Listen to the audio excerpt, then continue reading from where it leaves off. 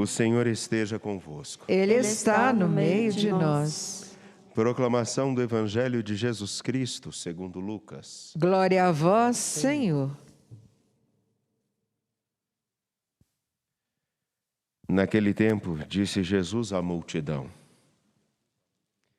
Ninguém acende uma lâmpada para cobri-la com uma vasilha ou colocá-la debaixo da cama.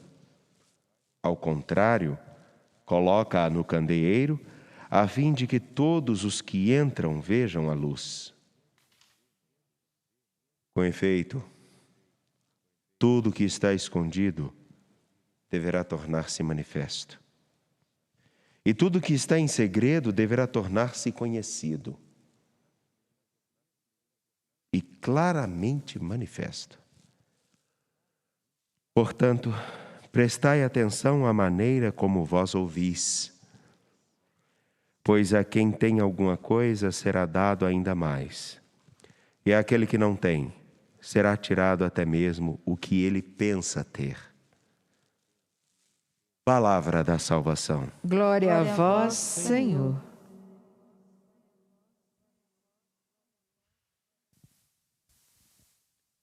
A todos que nos acompanham nessa grande cadeia de oração da novena a São Miguel Arcanjo, a vocês que aqui estão, ao Senhor que completa mais um ano de vida, 6.5. A vocês que vieram para Ezequias de Flávia, a vocês que nos acompanham pela TV Horizonte, pela Rádio América, pelo canal no YouTube, a vocês que aqui estão. Caríssimos, eu vou me deter somente no Evangelho de Lucas. Mais cedo falamos um pouco sobre a liturgia e sobre a palavra na perícope tirada do livro de Esdras. Mas acho extremamente oportuno nós olharmos com bastante atenção para o Evangelho de São Lucas. A oportunidade para pensarmos muito bem e olharmos com bastante clareza e com bastante seriedade o modo com que estamos nos preparando para ser igreja, para vivermos como discípulos de Jesus, para darmos uma resposta a esse tempo que é tão exigente e que contará muito mais com a nossa presença qualificada de estar próximo, respeitando os limites necessários, do que propriamente com um vozerio e um espetáculo crescente e triste de manifestações vazias de sentido do Evangelho. Tem muito espetáculo acontecendo. E a possibilidade disso crescer é muito grande. É uma deturpação do Evangelho. E eu digo por quê? Porque muitos buscam a consolação de si próprios. E se esqueçam que, na verdade, nós fomos chamados a seguir Jesus Cristo e a caminhar com Ele para uma missão. Proclamar a palavra dEle. Ser a palavra dEle no meio do mundo. Ajudar os homens e as mulheres a se encontrarem com essa palavra. Nós não fomos chamados para ficarmos numa situação de conforto, de satisfação própria. E, obviamente, o Evangelho de São Lucas, no capítulo 8, versículos 16 a 18, aponta muito para isso. Afinal de contas, a própria palavra que é semeada por Cristo nos nossos corações, ela é uma luz para iluminar o mundo. Ela é uma luz para dar sentido às coisas, para incentivar aos que estão desanimados, para ajudar a reencontrar um norte, para que as pessoas consigam encontrar, não só em seus corações, mas no coração dos outros e na união dos corações, a força para fazer com que esse grande espetáculo de vergonhas que nós vemos, como, por exemplo, durante esse final de semana, recebermos a notícia de uma coisa que todos praticamente já sabiam, mas que foi divulgada por um meio de comunicação de grande circulação da região metropolitana de Belo Horizonte, que mostra o modo com que o mercado, o modo com que aqueles que têm interesse de se esbaldarem no dinheiro são capazes de fraudar licitações, como, por exemplo, a do transporte público dentro de Belo Horizonte. E outras tantas coisas. Da corrupção em todos os níveis. Corações que se encharcam e se iluminam por essa palavra e assumem o seu papel de ser, no mundo, aquilo que o mundo precisa ser. E quando o Senhor diz em 3 pontos, só nesses pequenos versículos, o alerta, 3 alertas que precisamos ter, e que são tão atuais, precisamos ligar muito a nossa antena. Estarmos bem atentos. E eu explico por quê. Ninguém acende uma lâmpada para cobri-la com uma vasilha ou colocá-la debaixo da cama. Ao contrário, coloca-a no candeeiro, a fim de que todos os que entram vejam a luz.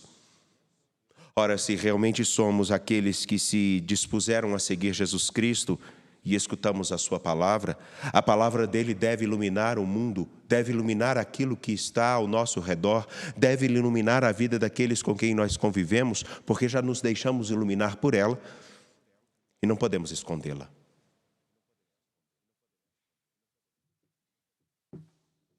E o que esconderia faria com que a palavra fosse escondida, como uma lâmpada que é colocada debaixo da cama ou então abafada?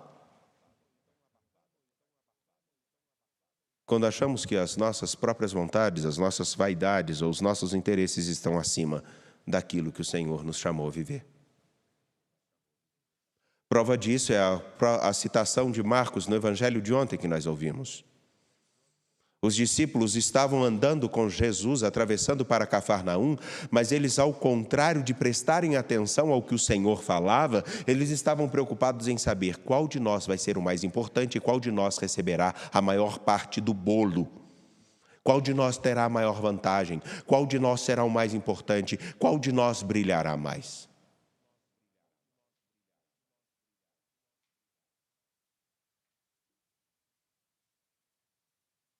Isso faz com que a palavra abafe.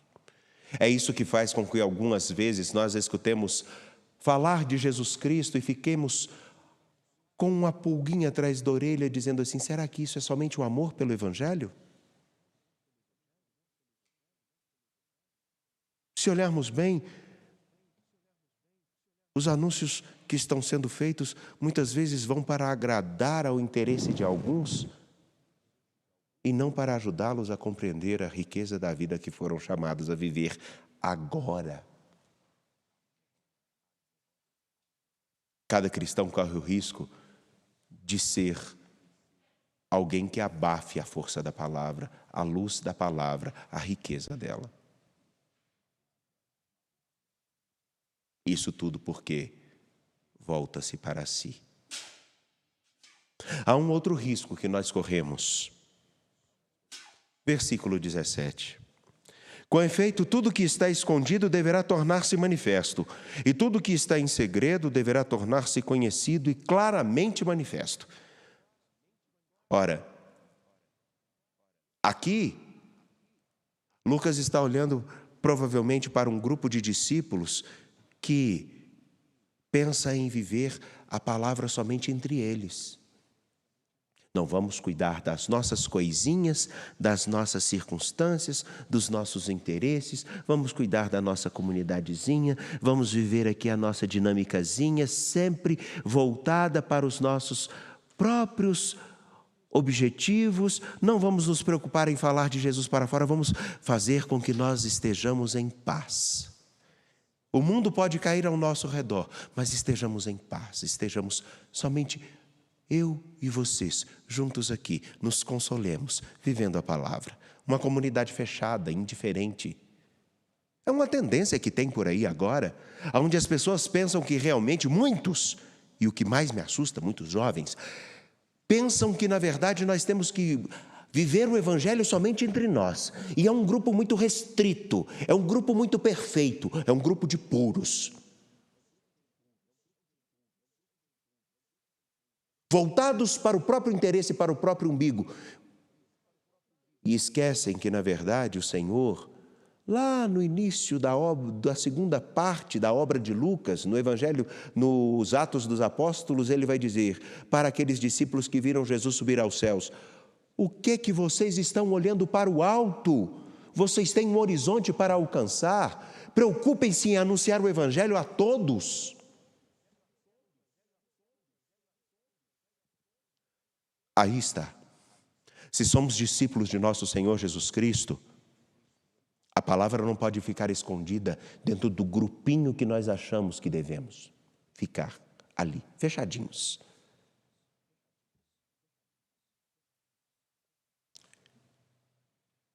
E eu acredito piamente que o terceiro é o pior de todos.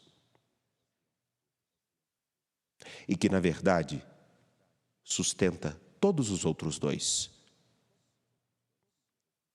O terceiro é: prestai atenção à maneira como vós escutais. Eu prefiro mais esse verbo.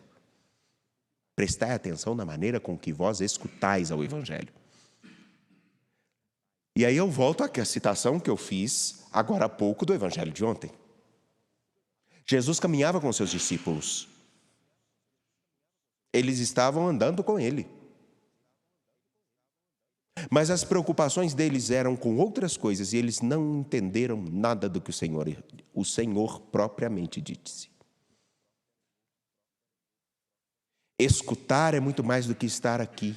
Escutar é dar a atenção devida. E na Bíblia, escutar significa aquilo que eu escutei agora, caindo em meu coração, se torna uma norma de vida para mim. Não é qualquer coisa, é uma norma de vida.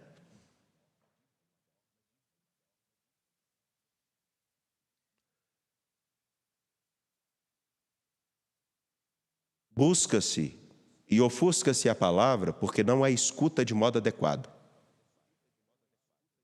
Prova disso que algumas pessoas conseguem falar de um mesmo versículo bíblico por 4 vezes, em 4 formas diferentes, ignorando tudo que o versículo diz. Sim, porque todo texto fora do seu contexto é motivo de pretexto.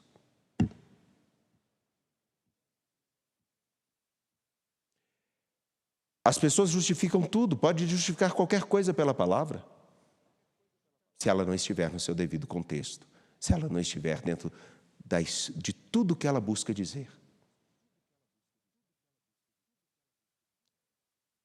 As pessoas pensam que anunciar a palavra significa viver em grupos fechados, quando não escutam bem a palavra, quando não escutam bem ao Senhor.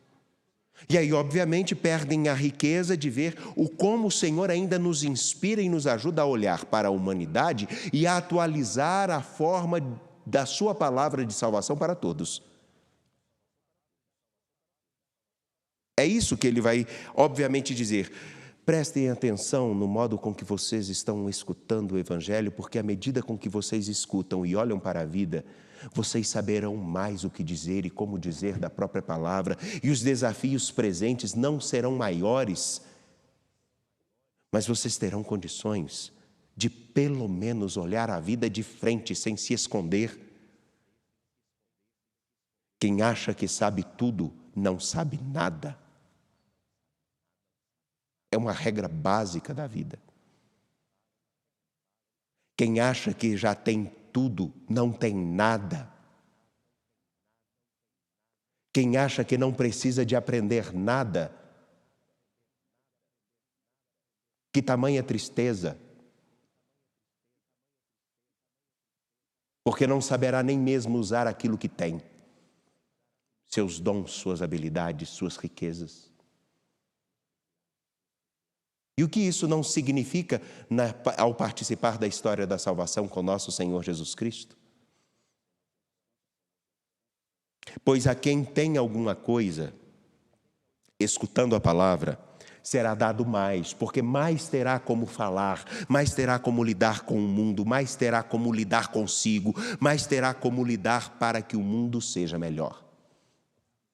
Agora, aquele que não escuta e não está disposto a deixar com que a palavra, dentro de sua vida, seja o norte para a sua história, até o que ele acha que sabe, até aquilo que ele acha que já tem, já terá perdido. É uma regra básica da vida.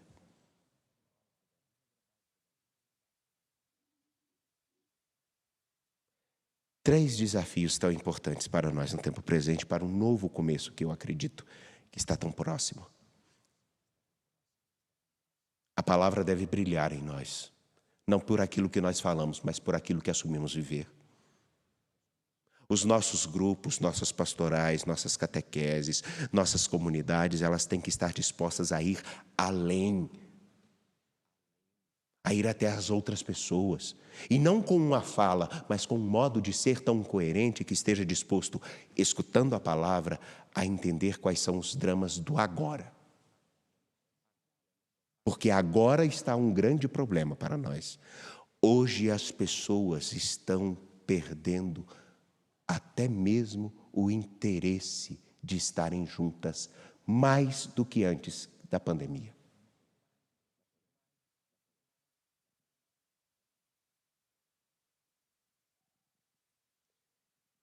Isso é um grave problema.